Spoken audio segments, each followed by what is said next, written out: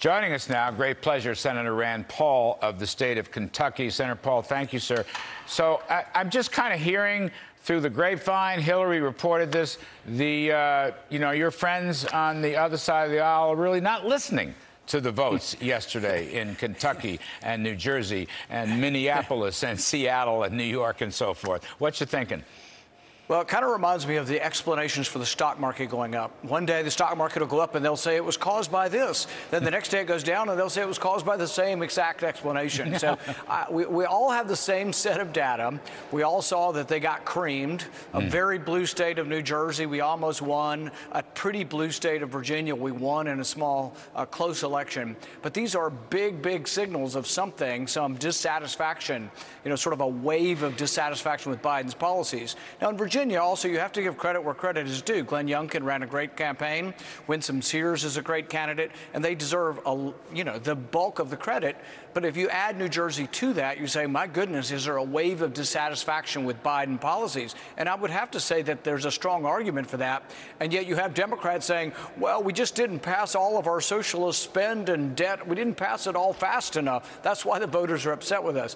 That kind of explanation is bizarre and makes no sense whatsoever. Yeah, Senator Paul, it's interesting. The University of Pennsylvania Penn Wharton model is still scoring this social spending bill at $4 billion plus.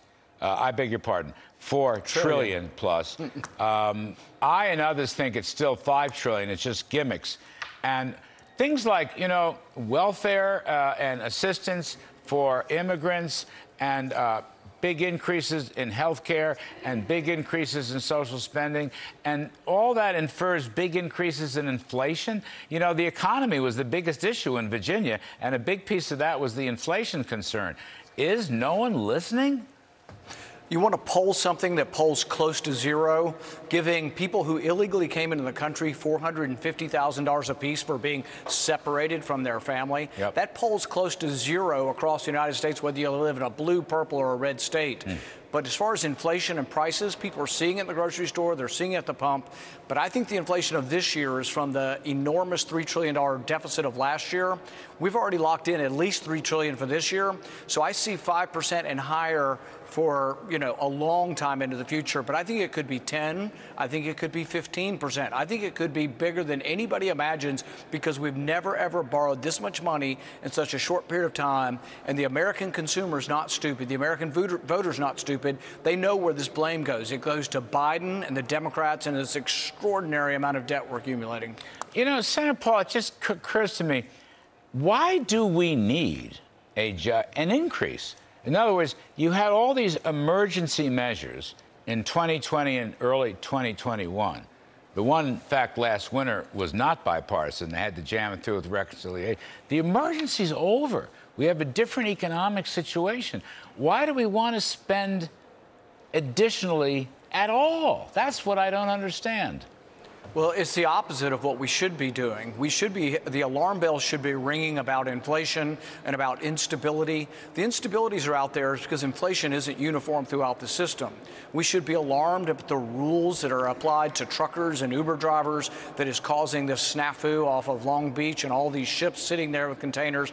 The marketplace doesn't allow that. You and I both know that prices going up and down, supply meets demand seamlessly in a capitalist society. When something this big is happening off the shores of California, it's government created, but instead they're wanting to institute more rules. Truckers won't go to California because of all the rules. So the independent truckers are either not allowed into the port or they're going elsewhere because they can make more money elsewhere because of all the crazy rules and regulations in California. But there is an explanation for this, but it's government created. Right. That's a great point. I don't think people know that point, but that's a terrific point.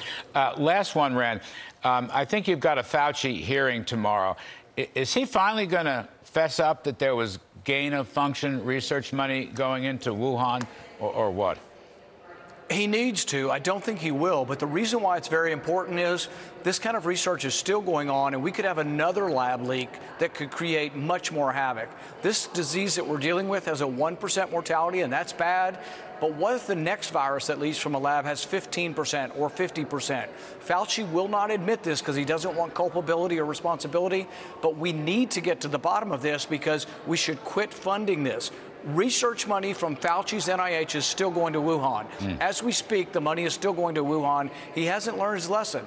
We need to be rid of him, frankly. All right, good luck tomorrow. Senator Rand Paul, thank you ever so